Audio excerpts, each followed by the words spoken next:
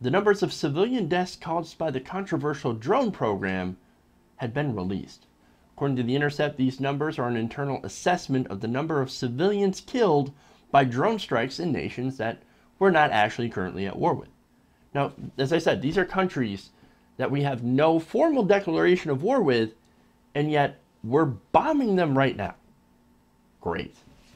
According to the data, U.S. drone strikes in Pakistan, Yemen, Somalia, and Libya killed between 64 and 116 civilians during the 2 terms of the Obama administration, which, by the way, is a pretty conservative estimate based on drone-related killings cataloged by reporters and researchers in the same period. Now, the government tally also reported 2,372 to 2,581 enemy combatants killed in U.S. airstrikes from January 20th, 2009 to December 31st, 2015. Now, President Obama claims that releasing the figures, which appeared on a Friday afternoon, by the way, on a holiday weekend, along with an executive order prioritizing the protection of civilian life and counterterrorism operations, reflected, quote, core American principles.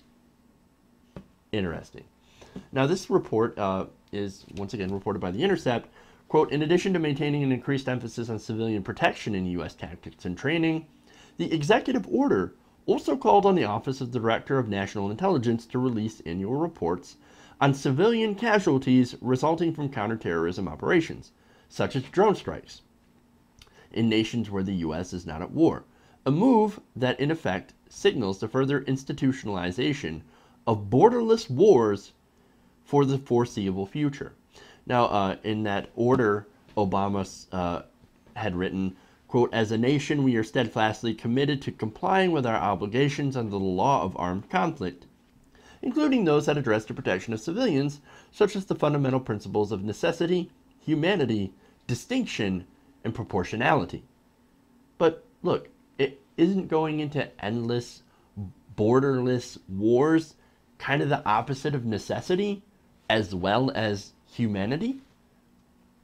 We can send drones to any country we'd like without formally declaring war on them and start bombing people that we think are terrorists, that we say are terrorists.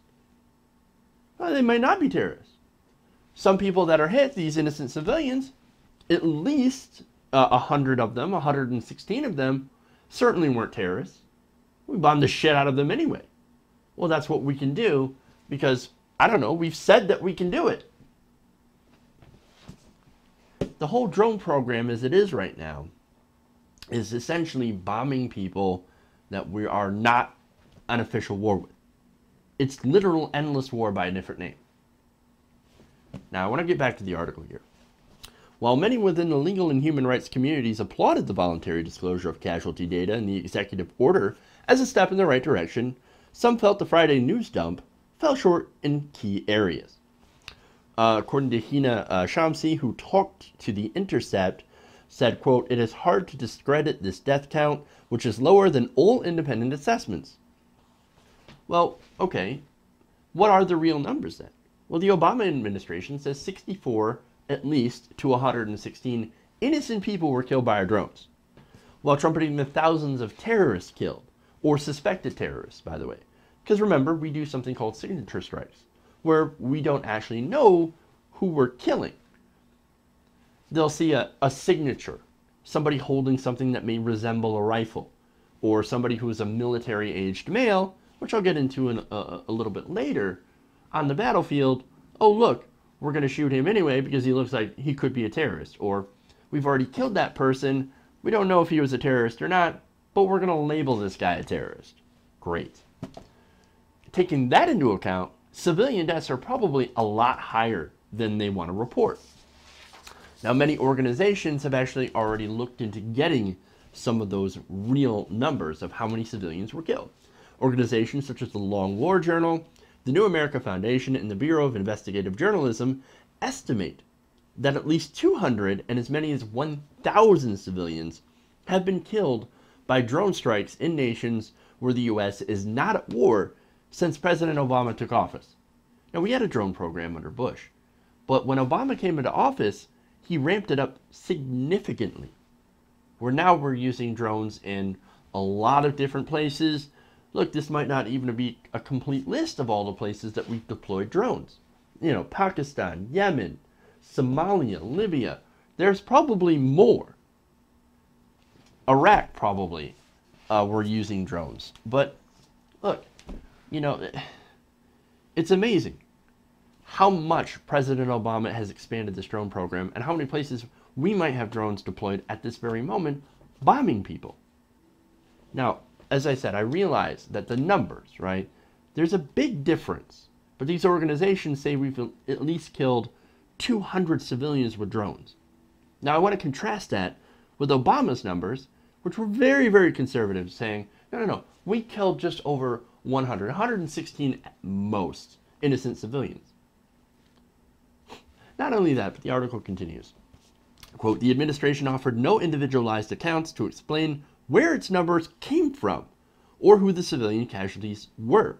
Without the government addressing individual cases, disclosing the identities of those killed, or providing detailed information on the investigations undergirding its conclusions, Shamsi contended little could be done with the disclosures. Quote, without key information like this, the public can't be confident. Well, I'm certainly not confident.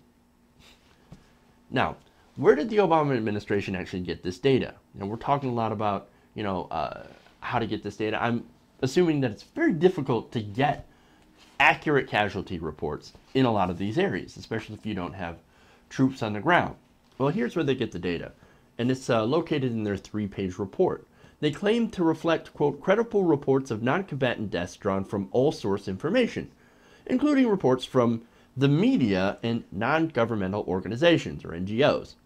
The report acknowledges that discrepancies exist between the government's tallies and those compiled by NGOs over the last several years. Yeah, but the discrepancy is huge. 64 to 116 were the Obama numbers, 200 to 1,000 according to some of these different NGOs. Now, as I said, it can be very difficult to get an accurate count. And there's at least one reason why. There's probably several reasons why. But I have one here that I'll get into. Now, first, NGOs provide accounts, this is according to the article, that differ not only from official figures, but also vary widely from organization to organization, according to the report. For instance, for the period between January 20, 2009 and December 31st, 2015, NGOs estimate the range from more than 200 to slightly more than 900 possible non-combatant deaths outside areas of active hostilities. So the government argues, to defend its numbers, that they just have more information than everyone else. They've got informants, electronic surveillance, that researchers, journalists, and human rights advocates just don't have. Don't worry, we've got more accurate counts because, well, we've got more, tools to use to get more accurate counts. Okay, but there's still that huge variability. And they're still saying, hey, don't worry about it. Just trust us. We've got the answers. Well, there are some reasons to not trust them. And for this, I go back to The Intercept. Quote, informants on the ground for U.S. forces can provide mistaken information and aerial battle damage assessments, or BDAs. A common tool for assessing drone strikes have at times proved unreliable. According to one study in Afghanistan, initial air BDAs failed to identify civilian casualties in 19 out of 21 cases subsequently confirmed by ground force investigations, noted a report on civilian protection published last month by the Open Society Foundation. The government report also suggested that malign actors can spread misinformation that makes its way into NGO reports, resulting in slain militants being misidentified as civilians, though it offered more specific examples of this taking place. You guys claim that we actually labeled militants or civilians as militants. No. The opposite happened. Yes, that's it. That's the ticket. We're going to blame it on that. Okay, well, where's your information? Where's your examples? Oh, you don't have any. How convenient. Now, the administration report also pushed back on that claim that U.S. officials have, over the years, maintained a practice of labeling military-aged males killed in drone strikes as militants unless evidence is produced indicating otherwise. Now, think about that. How heinous is that? They drop a bomb and they kill civilians. And after the fact, they say, you know what? I don't think there were civilians. You know what? They're military-aged males, so we just assume after the fact that they were terrorists without any sort of, data that shows otherwise, that proves their point. That's insane. You kill someone and say, well, we don't want to count you as a civilian casualty because that looks bad. So we're just going to say you were a terrorist without having actual proof. And if you want to have your, son or daughter, whoever's killed in that drone strike, if you're somebody living in Yemen who's not a terrorist, you want your son or daughter cleared because, hey, we're not terrorists. They weren't terrorists. They had nothing to do with this. They were innocent people. You have to go through the proof, or you have to go through the process of proving after they're dead that they were innocent. That is an insane system. That is an insane system. Now, the article continues, quote, this is from the report. Quote, males of military age may be non-combatants. It is not the case that all military-age males in the vicinity of a target are deemed to be non-combatants. However, that kind of contradicts years of reporting from multiple news organizations. For example, The Intercept cites a former military and intelligence official speaking to the LA Times that confirmed that this had been a practice under the Obama administration recently. So, up till recently, and I don't know how recently, they were still saying, if you're a military-age male in the vicinity of a drone strike and you happen to get killed, we'll just assume that you were a terrorist so that we don't look bad. Jesus, man. That is disturbing as hell, and it should be. This is what we're doing. You think we're stopping terrorists with drone strikes? No. The more innocent people get killed by drone strikes, the more it creates more terrorists. You're not solving the problem. You're guaranteeing endless, perpetual warfare. And somebody's getting paid off of it, and lots of innocent people. We don't know the numbers. We don't know the numbers for sure, but somewhere between 200 and 1,000. That is a huge gap. I don't trust these numbers. But why? Because it doesn't look good politically. For a Democrat. Now, for a right-winger, if a right-winger were in office, I don't know. If Trump were in office, he might be like, civilians, whatever, they were there. They could have been terrorist families. Who cares? They're brown people over there. Well, you should care. We should all care. Innocent people are innocent people. It doesn't matter if they're Muslim. It doesn't matter if they're Christian. It doesn't matter what they are. They're innocent people. And they deserve to not be bombed. So we need to be a lot more careful. But anyway, this is a good step for the administration to do. I do have to applaud them for trying, at least. But we need to know more. We need to get more accurate numbers so we can actually look at this and figure out where we need to go forward on the drone program. A lot of people are ignoring the drone program, but it's a serious problem. It's a serious thing that needs some serious oversight and serious rules to prevent more civilian deaths and to prevent more terrorists from being created because of those civilian deaths.